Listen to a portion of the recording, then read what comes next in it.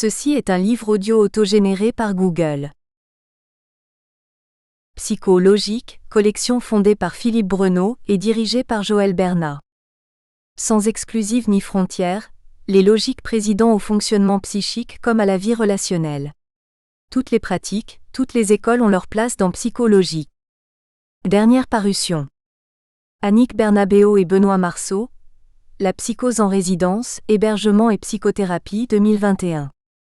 Loïc Lerouge, dire. La numérisation du travail, enjeux juridiques et sociaux en santé au travail 2021. Clément Rizet, étudiant en souffrance psychique. Une jeunesse déboussolée 2021. Dominique Renier et Célia Vazcerniglia. Approche psychologique de la crise et de l'urgence dans le contemporain 2021. Catherine Delaprelle. La méthode des 3I pour les enfants à troubles du spectre autistique. Un éveil par le jeu, une nouvelle chance de développement 2021. Abdelkader Benarab. De la médecine en général à la psychiatrie en particulier en Algérie, un échec programmé 2021. Nicole Kathleen, l'enfant et la médecine. Une histoire de la pédopsychiatrie, 19e-20e siècle, 2021. Marco Isaiah. L'autobiographie criminelle ou la plainte d'Antigone. Réflexion entre la parole du sujet détenu et l'écriture autobiographique, 2021. Damien Collard, Gériatrie, Carrefour des souffrances. Une approche par la psychodynamique du travail, 2021. Enrica Lesniewska. Quand la musique soigne Alzheimer. Créer et animer des ateliers de musicothérapie, 2021. Yvan Rassa, Sport et troubles du comportement alimentaire. La rage au ventre, 2021. Karine Denza, le double déni de grossesse. Corps, psyché et gestation, 2021. Au professeur Jacques Gaget. En hommage à l'éternelle jeunesse de son pressentiment et de son engagement, une statue Nascendi de la clinique psychopathologique. Les auteurs. Samuel Mbadinga, maître de conférences de psychologie clinique et psychopathologie, psychologue clinicien, psychothérapeute, Centre de recherche et d'études en psychologie, CREP, de l'Université Omar Bongo, président de la Société gabonaise de psychologie clinique, de psychopathologie et de psychiatrie, SOGAPSY, Gabon. Michel Mboussou, professeur titulaire de psychiatrie, Université des sciences de la santé Libreville, président du conseil d'administration de la Société gabonaise de psychologie clinique, de psychopathologie et de psychiatrie, SOGAPSY, Gabon. Pierre Nzadi, professeur titulaire de philosophie, recteur honoraire de l'Université Omar Bongo, Gabon. Joseph Tonda, professeur titulaire de sociologie-anthropologie. Doyen honoraire de la Faculté des lettres et sciences humaines, Université Omar Bongo, Gabon. Géoris Bertin MADEBE, directeur de recherche HDR mention sémiotique, CENAREST Gabon, Université de Limoges, France, directeur administratif et scientifique des éditions Oudjat en ligne, OEL. Alexis Mingmois, professeur titulaire d'histoire ancienne gréco-latine, Université Omar Bongo, Gabon. Jean-François OWAYE, professeur titulaire d'histoire contemporaine, Université Omar Bongo, Gabon. Georgette Ngabolo, maître de conférences de psychologie clinique et psychopathologie, CREP, Université Omar Bongo, SOGAPSY, Gabon. Catherine Malouta, maître assistant de psychologie clinique, CREP, Université Omar Bongo, SOGAPSY, Gabon. Firmin Marius Olivain Niama, psychologue clinicien, maître assistant de psychologie clinique et psychopathologie, Centre de recherche et d'études en psychologie, CREP, Université Omar Bongo, SOGAPSY, Gabon. Gildas Bika, maître assistant psychologie clinique et psychopathologie, CREP, Université Omar Bongo, SOGAPSY, Gabon. Frédéric Mbungu Mabiala, docteur en neuropsychiatrie des hôpitaux, Centre national de santé mentale de Mélin, Libreville. Vice-président de la Société gabonaise de psychologie clinique, de psychopathologie et de psychiatrie, SOGAPSY, Gabon. Ren Dopka UMOU, docteur en psychiatrie des hôpitaux, Centre national de santé mentale de Mélin, Libreville, SOGAPSY, Gabon. Maristella Marehin, docteur en neuropsychologie et psychopathologie, Centre d'études et recherches en psychologie, CREP, Université Omar Bongo, SOGAPSY, Gabon. Stella Vendry IGNOUMBAMBANDA, docteur en psychologie clinique, Laboratoire de psychologie et A3188, Université de Franche-Comté, Besançon, France Centre de recherche et d'études en psychologie, CREP, Université Omar Bongo, Gabon. Me Bertrand Oma Moussavou, avocat au barreau de Libreville, président de la Commission nationale des droits de l'homme, Gabon. Préface. En 3 parties et 14 chapitres, les auteurs de cet ouvrage proposent une réflexion ambitieuse autour de thèmes complexes sous entrecroisement des problématiques allant de la santé mentale des individus aux évolutions sociales, voire politiques, en passant par les usages quotidiens et pratiques institutionnelles. Face à l'importance et à l'actualité de la thématique retenue, ce livre réunit 16 professionnels, chercheurs, universitaires qui chacun apporte son expertise, son expérience, ses réflexions personnelles sur les thèmes explorés. Tous ces travaux ont précédé la crise sanitaire du Covid-19. Ils n'en parlent donc pas directement, pourtant ils apportent individuellement des éclairages indirects et profonds au basculement de la population mondiale dans la précarité. Le lecteur ne trouvera donc pas dans ces pages de simili-articles de presse comme on en lit dans les journaux ou revues de vulgarisation dont le but et la fonction, en eux-mêmes parfaitement honorables, ne sont pas les mêmes que ceux poursuivis dans cet ouvrage. Ici, la visée des travaux est clairement scientifique. Ces réflexions s'énoncent dans un langage souvent technique et nécessairement scientifique, mais tout aussi clair, ce qui ne veut pas dire facile. Logo qui appelle une pensée active, rigoureuse, un esprit en éveil et de veille, voire critique, naturellement enrichi par de stimulantes contradictions qui encouragent les discussions et les débats.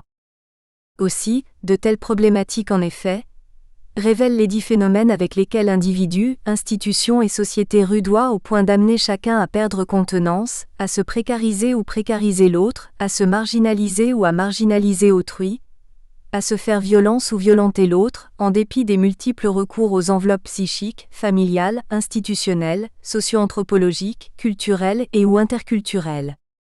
La perspective choisie vise non pas à concilier les diversités d'approches mais plutôt à ouvrir un espace d'enrichissement consistant et réciproque, par des points de vue nuancés sur les questionnements, les méthodes et les outils identifiés comme pertinents. Dans cet ouvrage, les auteurs nous invitent à un parcours sinueux, à travers les difficultés de leur pratique professionnelle ou de leur vie quotidienne, de leurs relations intersubjectives, de leur culture, de leurs institutions sociales ou de santé, des difficultés à les penser, y compris la fragilité des cadres anthropologiques et institutionnels, des politiques de prise en charge de la précarité, de la marginalité, des violences, des addictions, disons, du mal-être tout court. Je le redis, il ne s'agit pas ici de tourisme social. L'ambition est bien celle de repérer, de mettre en lien et de comprendre les articulations qui se tissent entre l'individuel, dont les troubles psychiques, le lien social, dont la marginalité et l'institutionnel, dont la précarité, la marginalisation et la violence.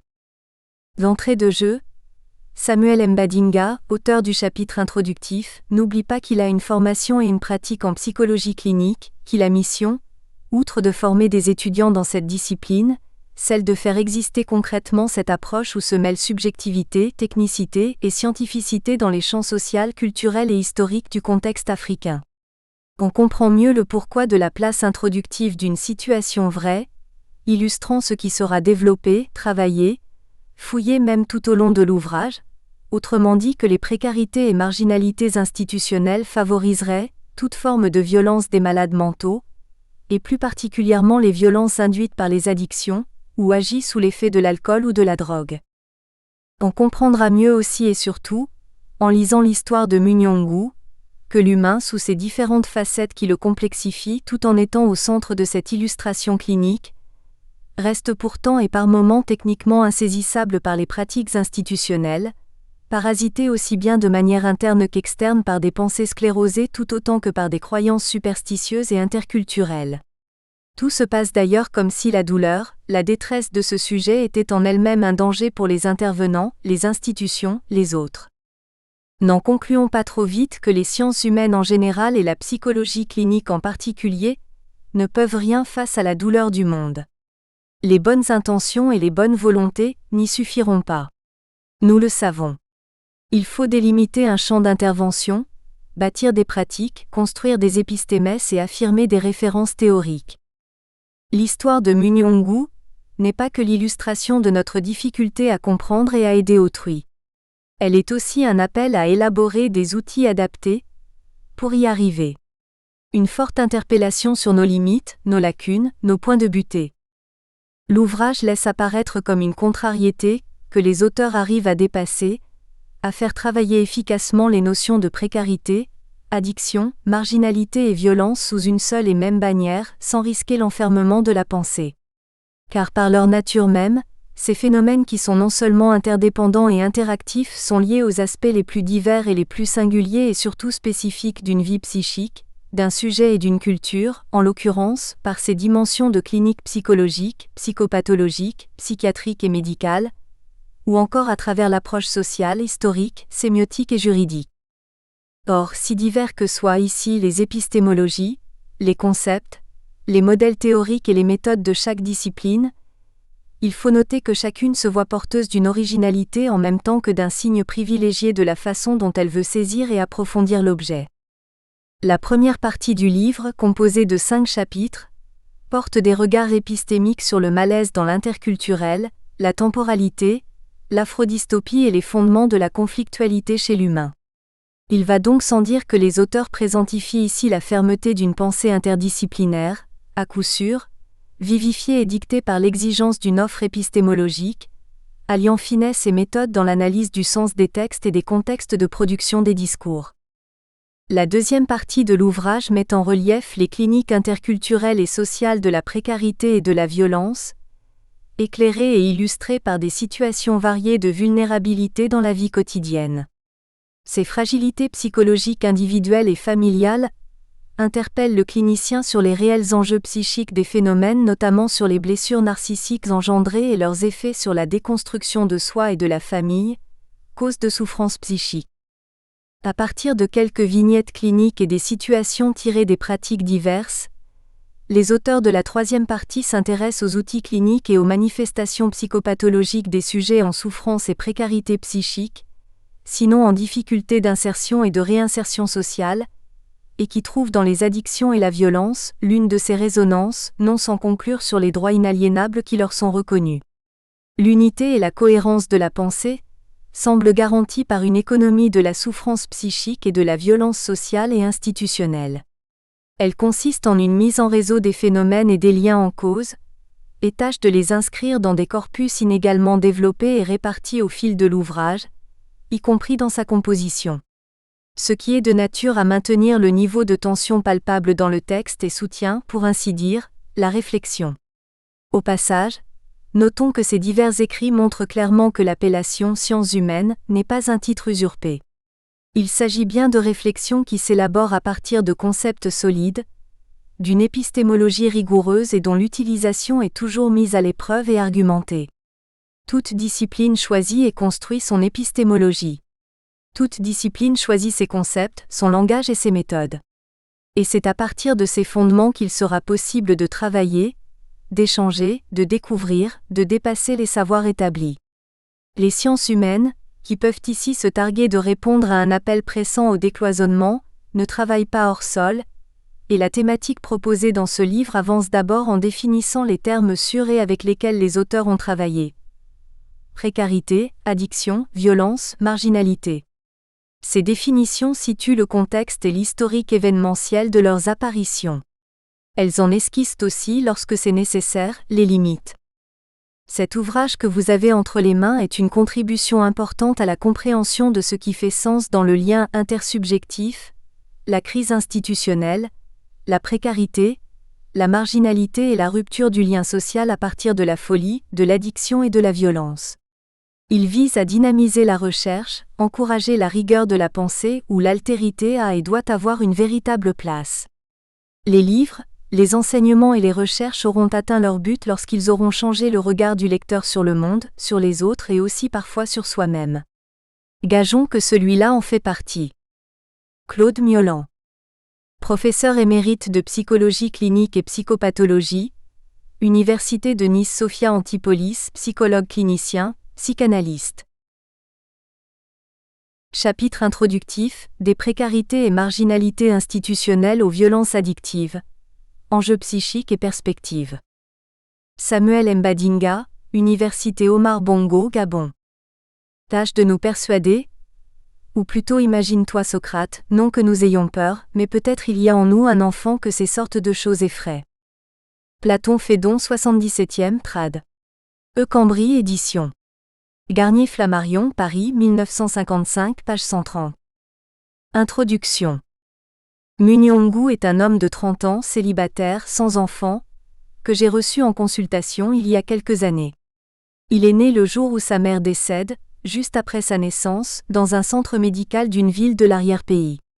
Élevé par son oncle paternel, l'aîné de son père qui avait déjà fondé une famille, il a été scolarisé jusqu'à l'âge de 14 ans, période où il a commencé à faire l'école buissonnière, avant de quitter le domicile familial de son père, tuteur, qu'il trouvait un peu trop sévère à son goût.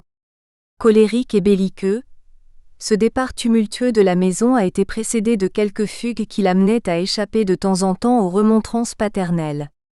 Il a eu la maison de son oncle maternel comme premier lieu d'hébergement qu'il ne tardera pas de quitter, pour des raisons d'incompatibilité d'humeur avec ce dernier, et son incapacité à obéir aux règles de vie en groupe. Parti de là, sans crier gare, il est accueilli par le cadet de ses oncles. Le séjour aura été aussi court que chez les précédents hôtes. À l'âge de 20 ans, il quitte la province, la Nyanga, pour la capitale, Libreville, et commence des petits boulots, se fait licencier plusieurs fois et perd définitivement son travail. Mais l'entourage constate qu'il présente de graves troubles du comportement associés à des conduites de rupture de liens sociaux, tout en reconnaissant qu'il buvait excessivement et consommait également des produits toxiques. Les parents optent pour l'itinéraire thérapeutique classique, à savoir Nganga, Église et hôpital, S. Mbadinga, G. Ngabolo, M. Mboussou 2002, Erdopé Koumou, M. Mboussou, S. Mbadinga, G. Ngabolo 2003, Erdopé Koumou, M. Mboussou, F. Mbungu, S. Mbadinga 2009, M. Mboussou, S. Mbadinga, Erdopé Koumou 2009, SCH. Ntesame Mboulou, 2014. Durant tout ce parcours, Munyongu n'abandonne pas ses conduites addictives. Il est suivi aussi bien à l'hôpital de Mélin, devenu Centre national de santé mentale, qu'au centre médical de Glace pour une psychose atypique. Au bout du compte, il finit par ne plus fréquenter ses différents thérapeutes. Le reste des informations nous a été donné par un membre de la famille qui l'accompagnait souvent en consultation, rencontré longtemps après par hasard. Selon cet interlocuteur, le sujet aurait interrompu sa prise en charge psychiatrique parce que non seulement il ne ressentait aucun effet en lien avec ses difficultés existentielles, mais surtout parce qu'il ne se considérait pas comme malade mental. À cela s'ajoute l'austérité du cadre, la précarité des soins et le souci de s'épargner l'impact stigmatisant de l'institution psychiatrique comme repère de la folie. Aussi, les différentes Ngangas consultées ont évoqué une étiologie sorcière à ces troubles, en estimant qu'il était victime de persécutions, une croyance culturelle largement partagée au sein de la famille.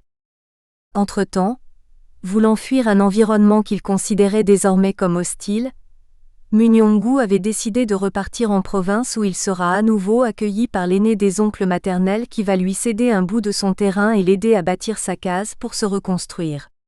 Quelques années plus tard, pratiquant la chasse, il lui arrivait souvent de lui donner du gibier à crédit. Mais les difficultés financières de ce dernier ont fait qu'il ne pouvait plus payer ses dettes, en dépit des demandes incessantes du neveu qui devenait de plus en plus impatient et menaçant. Excédé par les atermoiements et tergiversations de l'oncle, et après l'avoir sommé de lui rembourser son argent, assorti de menaces, Munyongu n'a pas apprécié qu'il lui rappelle son hospitalité ainsi que sa bienveillante assistance.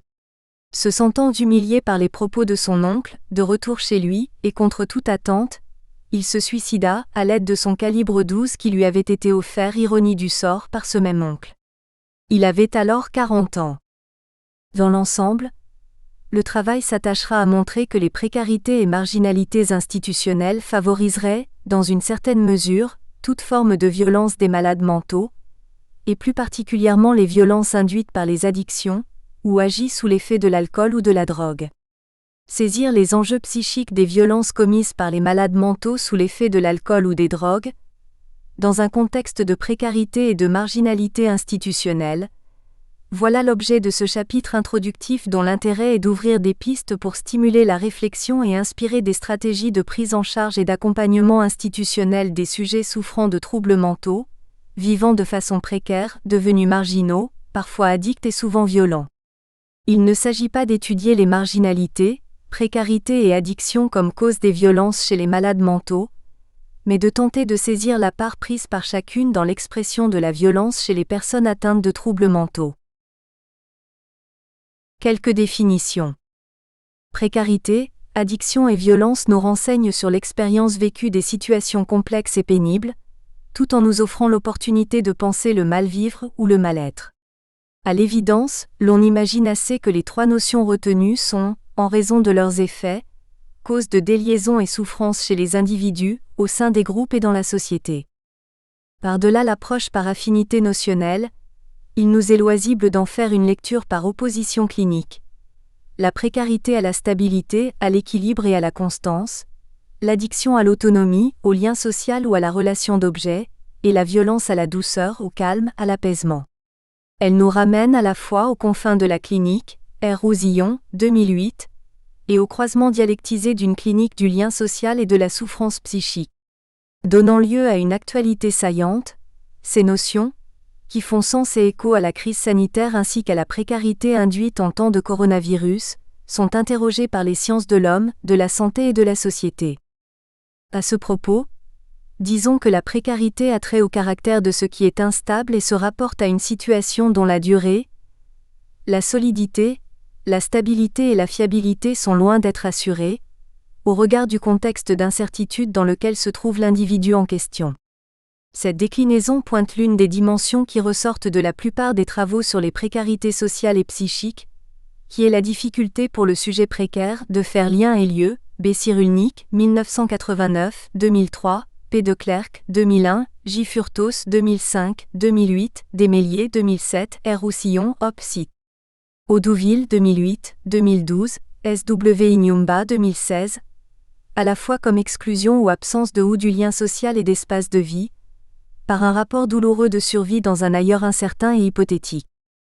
L'addiction, quant à elle, est observable chez un sujet qui, de manière impulsive et difficile à contrôler, est obligé de recourir à un comportement ou à l'usage d'un produit pour rétablir son homéostasie interne, c'est-à-dire pour abaisser sa tension et pour se procurer un certain plaisir.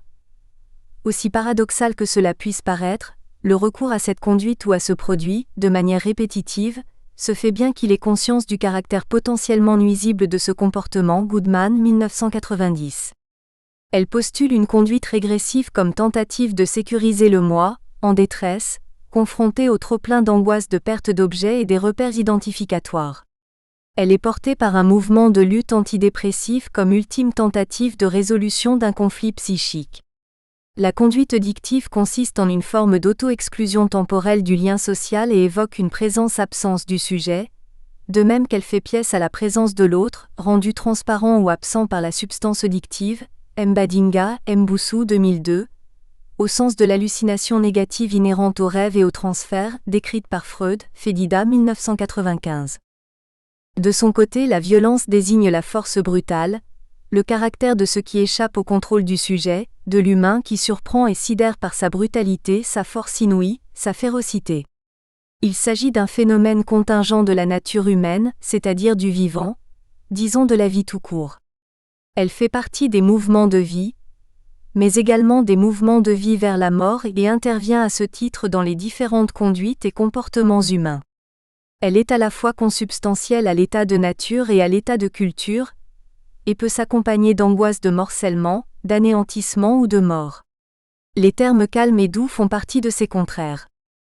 Au plan étymologique, elle s'apparente donc, d'un côté au mot viol, à l'idée d'effraction, de domination, de déni de l'altérité, héritier un 996A, un 996B, et de l'autre, à l'idée de vigueur, de puissance, de force vitale, en Sermet 2002. Ce qui amène à penser que le rapport à la norme du lien social n'est pas toujours qu'un décalage complet, disruptif et intrusif. Et Villerbu 2003 ne s'y trompe pas quand il rappelle que dans la violence, il est toujours question de la folie d'un acte qui pousse à penser au bord d'une ex-humanité. Parce qu'elle suppose l'usage brutal d'une force contre quelqu'un ou quelque chose et désigne le caractère de ce qui se manifeste, se produit ou produit un effet avec une force intense, extrême, brutale et inouïe, elle désigne une partie de la pulsion de mort, thanatos, destructrice ou autodestructrice pouvant être mise au service de la pulsion de vie, Freud 1915-1920, 1938, et correspondant aux modalités désorganisatrices du ça et du rapport à l'autre, Mbadinga 2013. Parler de la psychopathologie de la violence laisse entendre un lien indissoluble entre maladie mentale et violence.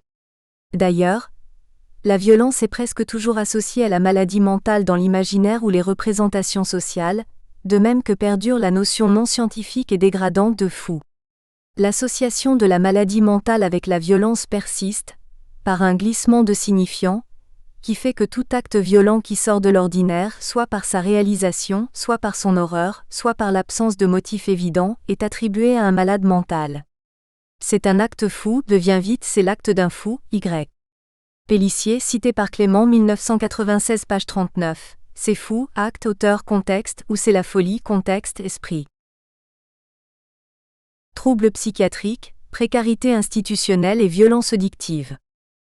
Les résultats obtenus 1986, par des chercheurs du département de psychiatrie de l'Université d'Alberta, Canada, ont montré une forte relation entre les troubles psychiatriques et le comportement violent sans aucune concordance avec l'explication sociologique prédominante de la violence familiale, Herbland, Ashorn, 1986. La tentation est bien forte ici, d'établir une relation de cause à effet entre violence et troubles mentaux, ce qui empiriquement semble ressortir de l'évidence. Par ailleurs, dans le cadre d'un projet de recherche réalisé par une équipe de chercheurs des universités américaines, ces derniers ont travaillé sur un échantillon de la population de 20 291 sujets âgés de 18 ans et plus, vivant en communauté ou en institution, hôpitaux psychiatriques, centres de soins, prisons, l'objectif étant d'explorer l'association entre troubles mentaux, alcoolisme et toxicomanie.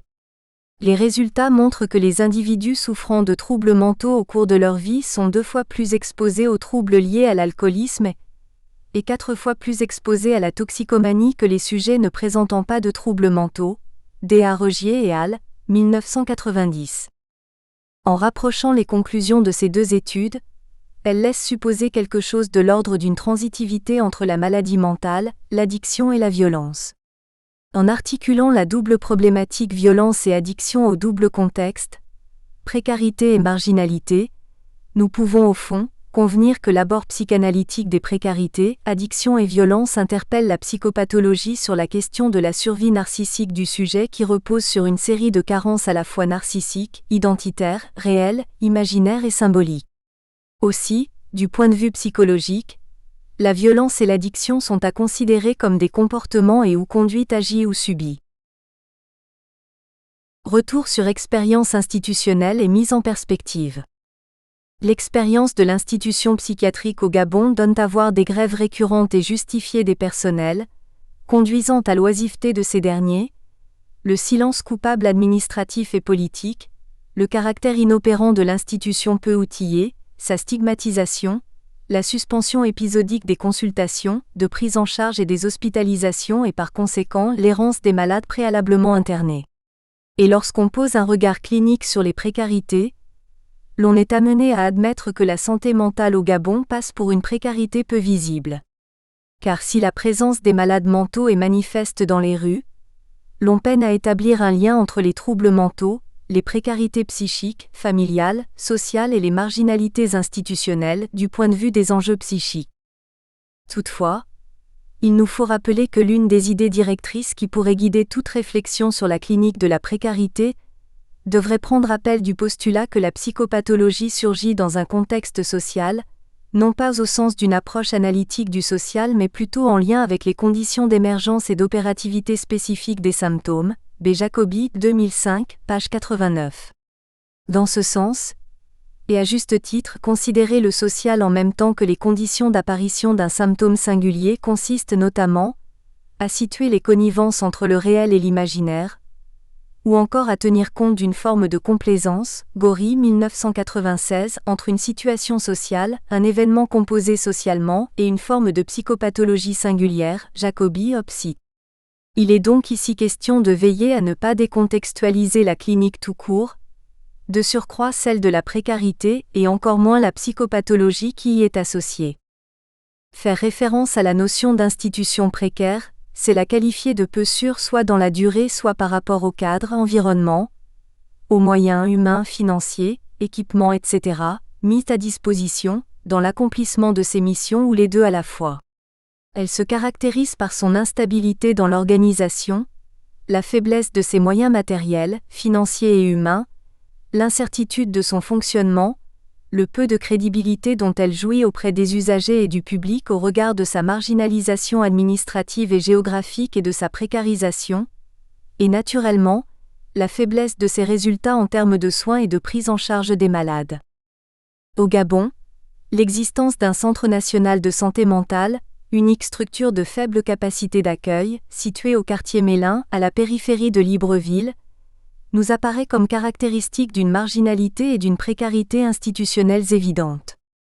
Cette précarité institutionnelle correspond à la faiblesse des budgets, l'insuffisance des effectifs de personnel, l'absence d'espaces de restauration et de plateaux techniques insuffisants et non conformes à la norme, l'absence de moyens avec comme effet induit, la précarisation de la prise en charge de la maladie ou du soin pour une précarité institutionnelle, sociale et psychique. Ainsi, la précarité des dispositifs d'intervention psychiatrique et psychologique englobe la précarité du cadre thérapeutique institutionnel et ses effets délétères. À cela s'ajoute le fait que plusieurs facteurs contribueraient à la précarité institutionnelle et donneraient lieu à la précarité du cadre thérapeutique qui elle-même déboucherait sur la précarité de la prise en charge et du soin, génératrice d'un surcroît d'angoisse anaclitique. En revanche, dans quelles conditions parlerait-on d'institutions marginalisées ? Si l'on s'en tient aux données de l'observation, il s'agit pour nous d'une institution mise à l'écart d'un système de fonctionnement sectoriel, en ce sens que les moyens mis à sa disposition ne lui permettent pas d'être en conformité avec les conditions minimales nécessaires à observer dans l'exécution de ses principales missions, et donc de ses objectifs. Elle correspondrait à une institution qui, sur le principe, tout en faisant formellement partie du système national de santé, n'y trouve pas sa vraie place dans la prise en compte de ses besoins de première nécessité. Notamment en ce qui concerne les budgets de fonctionnement, les infrastructures, les plateaux techniques et les personnels qui sont en nombre réduit, pour assurer sa mission de service public d'accueil et de soins, ce qui pourrait justifier son discrédit, son faible intérêt et sa stigmatisation sur le double étayage de l'imaginaire collectif et de la réalité. Elle se présenterait alors comme l'oubliée des politiques publiques de santé, associée au fantasme du peu d'utilité sociale, comme si la maladie mentale n'en était pas une, confortant ainsi les familles à s'attacher les services des tradipraticiens encore appelés Nganga et ou aux thérapeutes religieux, S. Mbadinga, G. Ngabolo, M. Mboussou, 2002, S. Mbadinga, 2003, S. Mbadinga, M. Mboussou, J.B. Moussavu Kombila 2010. Erdope Koumou, M. Mboussou F. Mbungu, S. Mbadinga 2009, M. Mboussou, S. Mbadinga, Erdope Koumou 2009.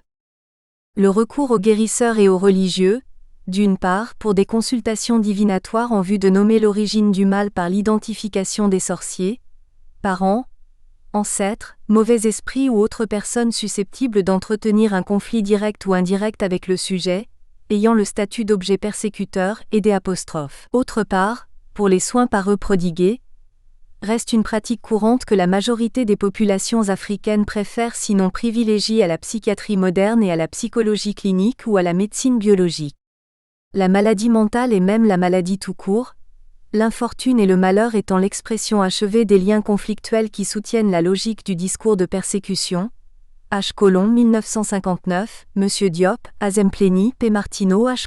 1964, H. 1965, Monsieur C. Ortigue 1965, Monsieur C. Esperluette Ortigue 1966, Azempleni 1968, Monsieur Makang Maembo 1972, ISO 1977, N. Toby 1986, Monsieur Muteba PM Pagna, SMM Mampunza, 1992, SM Badinga 1994, SM Badinga Jengabolo, Monsieur Mboussou, 2002, Monsieur Mboussou Jengabolo, SM Badinga 2003, Salat Salah 2006, R. Collignon 2006, Detsokini 2008, SM Badinga, Monsieur Mboussou, JB Moussavou Kombila 2010. Il n'est cependant pas inutile de souligner que la persécution est loin d'être une particularité des cultures africaines, puisqu'on la retrouve un peu partout, parfois voilée, sous plusieurs formes y compris mythiques et religieuses dans la quasi-totalité des cultures où l'origine du mal est localisée à l'extérieur. Cette croyance est un facteur non négligeable conduisant à la marginalisation de la psychiatrie moderne en Afrique. Une telle marginalisation institutionnelle semble entraînée de fait par l'effet domino, la marginalisation du malade, de la maladie et de l'hygiène mentale en général et du soin en particulier. Sachant que la plupart des praticiens de la médecine organique, qui laissent penser à un déni des pathologies non organiques, ne semblent toujours pas disposés, jusqu'à preuve du contraire, à soutenir, sinon à admettre le principe d'une éventuelle cohabitation institutionnelle, par l'intégration des services de psychiatrie dans les structures de santé publique dédiées aux maladies touchant au corps, TA. Lambeau, 1961, Monsieur Boussepsi, 1985, R. Collignon, 2000. D'une souffrance psychique à la précarité marginale. Les spécialistes du domaine savent que les personnes atteintes de troubles mentaux et qui errent dans les rues, à longueur de journée, de semaines, de mois et d'années témoignent de leur détresse dans une démarche d'appel au secours, d'assistance et de demande de soins. Mais de quoi nous parle l'errance ? À bien des égards, elle nous parle de celui qui est en mouvement libre sans intention apparente. De celui qui marche sans raison, sans but précis selon son intuition, ses fantaisies, ses caprices, son imaginaire. Une marche sans objectif, libérée de tout repère, de toute contrainte, non pourvue d'intentionnalité. Prendre la route pour lui, c'est prendre en état d'absence une direction inconnue, tourner en rond, à la recherche de rien, de ce qui peut se donner à voir comme repère perdu. C'est aller n'importe où et n'importe quand, sans destination préalablement définie ou identifiée, vers un ailleurs incertain et confus, dans un sursaut inconscient de lutte contre un trop-plein d'angoisse d'identité, pour finir par être pris par la route pour des marches sans fin, et dont les improbables arrêts peu fréquents correspondraient aux rares moments d'épuisement physique et mental, laissant penser à un besoin organique de repos. Faute d'être contenu par le lien familial, social ou institutionnel, inspirant de l'angoisse d'abandon chez le malade, et de la peur et l'incompréhension à la famille, mais surtout d'avoir les repères spatio-temporels perturbés, certains patients tentent éperdument et à leur corps défendant de prendre la rue, précarisation, s'ils ne se laissent pas prendre par la rue et rejetés par la société, marginalisation.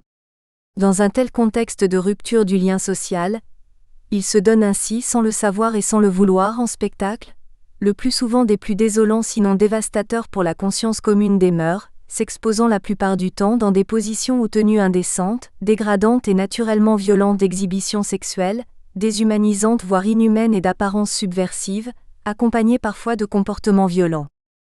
Dans leur triste pérégrination, il se pourrait qu'ils cherchent inconsciemment dans une situation d'extrême détresse, de désarroi, et en recourant à une ultime posture de survie, à attirer ostensiblement sinon bruyamment l'attention de l'autre. Attendant désespérément d'être vus, peut-être même entendus et surtout compris mais devant généralement affronter le mur de l'indifférence, du silence et du rejet familial, social et institutionnel. Un silence couru par une sorte d'apathie qui donne à entendre le déni d'une altérité en souffrance. Précaire, marginale et supposée violente, à tort ou à raison.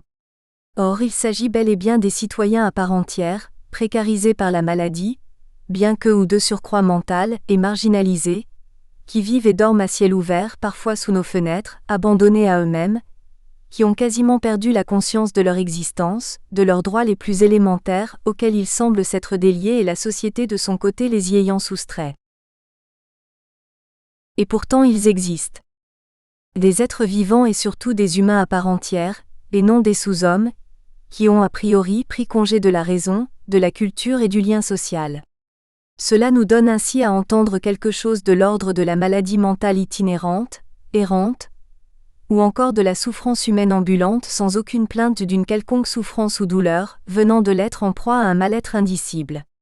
Sauf que le moins qu'on puisse penser est qu'il y a du tragique dans l'errance qui s'entend comme errance de la souffrance, souffrance de l'errance, ou encore souffrance errante. Une souffrance, entendue dans son sens étymologique latine de la passion, comme figure du négatif ou du mal-être qui se donne à voir ou qui se lit, se dit et se donne à entendre dans le mal-dire et le mal-faire, conséquence s'ils en sont des attaques de pensée, Bion 1956, et ce dans la difficulté de faire lien et lieu, Furzo. Il y a aussi en arrière-plan de ce qui précède, la question de la reconnaissance telle que conçue par Hegel dans la phénoménologie de l'esprit, 1975 pp 145-1166, qu'il a définie comme reconnaissance de la conscience de soi, reconnaissance, amerkenen ou non-reconnaissance, unerkenen, de la conscience de soi chez l'autre, Monsieur Demanja 2002 page 11. Dans cet ordre d'idées, reconnaître chez celui que l'on considère comme aliéné la part saine du moi fut la démarche initiale, fondatrice de la psychiatrie que nous devons à Pinel, Monsieur Demanja. D'ailleurs, cette question de la reconnaissance abordée dans l'esquisse d'une psychologie scientifique 1895, conduira Freud à introduire la notion de prochain, Nebenmensch, qui signifie l'humain d'à côté, et que nous estimons comme pouvant s'étendre jusqu'au proche, au prochain, au semblable, à l'analogon. Pour ainsi dire, à celui qui par nature nous ressemble tout en étant différent de nous, par la gravité de son trouble, ses incohérences en termes de conduite, de comportement et de pensée, la profondeur de son mal-être ainsi que par la violence des secousses subies dans la vie conduisant au tremblement de son être. À propos de la reconnaissance, l'on ne rappellera jamais assez l'extraordinaire contribution de Freud qui dut accueillir avec une surprenante bienveillance la véhémente réclamation d'Emmy Fonen le 12 mai 1889, à savoir « Laissez-moi compter ce que j'ai à dire ».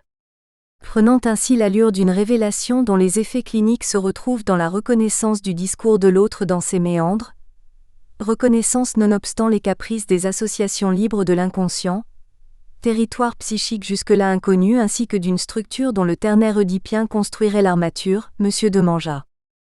Une reconnaissance qui s'impose à nous, même si le sujet souffrant est de ce fait et dans la plupart des cas confronté à une perte des repères dans la réalité et à une perte des limites du moi, que témoigne cette errance qui vraisemblablement tend à connoter l'idée que le sujet n'habite plus son corps, ne s'habite plus, habite un monde à lui, qu'il n'a plus d'attache matérielle, sociale et psychologique sinon psychique avec autrui, que le moi n'est plus contenu et n'a plus de contenancure. À la vérité, dans ce mouvement du corps et du psychique qui peut correspondre à un désir de vie en contrepoint du désir de mort, l'on est en droit de considérer que l'unité entre la forme et le fond, entre le contenant et le contenu, entre la psyché et le soma, et même l'unité du corps et du moi, tout court, est gravement perturbée sinon troublée, pouvant aller jusqu'à la rupture. Une telle idée est à mettre en rapport avec l'hypothèse selon laquelle la perturbation du sens de la réalité extérieure telle qu'elle se manifeste ne fait qu'exprimer une autre perturbation interne quant à elle, qui impacte l'image du corps, c'est-à-dire la représentation consciente et inconsciente que le sujet se fait de sa propre corporéité, ph. Fontaine 2014. Sont ainsi à l'œuvre non seulement une angoisse existentielle, mais surtout une angoisse d'anéantissement, de destruction ou de morcellement, qui signe la dépersonnalisation et le trouble de l'identité. L'on ne serait pas loin de l'idée de l'éclipse de la conscience qui me paraît, ici appropriée pour caractériser la gravité du trouble mental, marqué par la perte par moments, quasi massive du contact avec la réalité, le trouble de la personnalité et le vécu délirant ainsi que la perception hallucinatoire de la réalité. En cela, la maladie mentale ressemblerait à une sorte de prison imaginaire à ciel ouvert, où le sujet atteint vit ses rêves, en étant captif de ses angoisses, de ses pulsions, de son inconscient, l'instance du ça ayant pris le dessus sur le moi et le surmoi.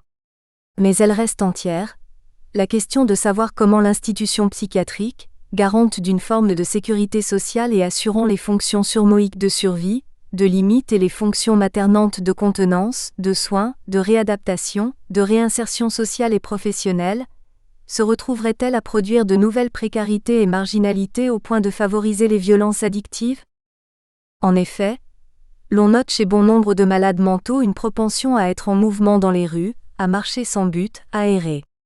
Ces cas de déambulation ou d'errance sont révélateurs des sujets en proie à l'angoisse de morcellement, combinés à des situations de désorientation dans le temps et dans l'espace. Ils surviennent donc, préférentiellement, chez des patients qui présentent un surcroît d'angoisse, une forte anxiété ou du stress, et se traduisent par de graves difficultés à se repérer dans l'espace et le temps. Dans cette phase paroxystique du trouble, il y a de la précarité, mais également de la marginalité et parfois de la violence. La précarité renvoyant ici à la situation de risque que constitue la marche solitaire dans les rues où sévissent les criminels de tout acabit. La marginalité, quant à elle, se rapportant à l'absence de conformisme au plan social ainsi qu'au dysfonctionnement et à l'instabilité psychologique. Nous espérons que vous avez apprécié cet aperçu. Pour continuer à écouter ce livre audio sur Google Play Livres, utilisez le lien dans la description de la vidéo.